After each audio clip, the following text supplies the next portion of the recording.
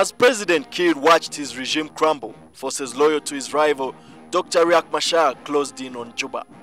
But a decision from his ally, President Museveni, to hit the clarion call of a battle trumpet saved the day. On December 15th, Uganda's neighboring state in the north exploded into violence after fault lines emerged within the SPLA. There was also fighting in pockets of the capital as President Kiir's rival Machar prepared for the final onslaught on Juba. But 4 days after fighting broke out, a UPDF battalion from the Special Forces Group flew to Juba by military helicopters. Under the command of Major Asaf Moitesi, UPDF helicopters circled around the Juba skyline as the elite unit engaged Riek's fighters in a gun battle and took control of Juba International Airport, State House and Parliament.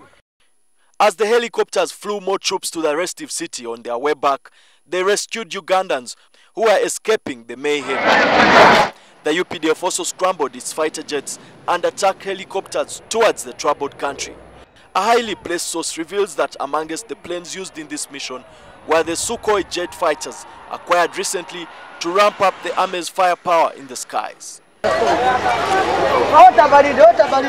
In Uganda, the infantry from Karamoja, armored mechanized tanks and vehicles from Masaka had already begun moving towards South Sudan. On January 13, 2014, the forces entered South Sudan, camped at Nisitu, and later on began a 6-day trek towards the flashpoint town of Bor, which had for the second time fallen in the hands of Riek's forces. On their way to Bor, Machar's forces laid an ambush at a forested area near Gemeza. It's a battle that the president will later speak about in Angola's capital of Luanda, revealing that the UPDF had lost fighters and killed many of Riek's forces. In this particular battle, the UPDF claims it killed a brigadier general. This is the soldier who killed the brigadier. Riek itself was a fierce battle, I should say. The enemy was there, but of course with our tactics, we countered and fought the enemy out of that jungle park and we reorganized.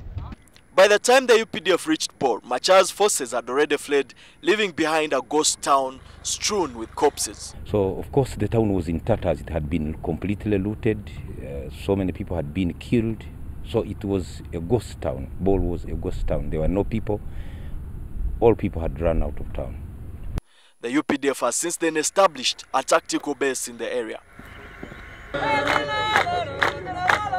But what remains uncertain is for how long will the UPDF remain shoring up the fragile regime of President Kiir at the time the United States of America and IGAD have called for the gradual withdrawal of the army. The likelihood of President Salva Kiir having face-to-face talks with his rival Dr. Riek Machar seems like a mirage in the desert. Yet many agree that it's only dialogue rather than the barrel of the gun that can resolve this crisis. Emmanuel Mutaizibwa, NTV, South Sudan, Juba.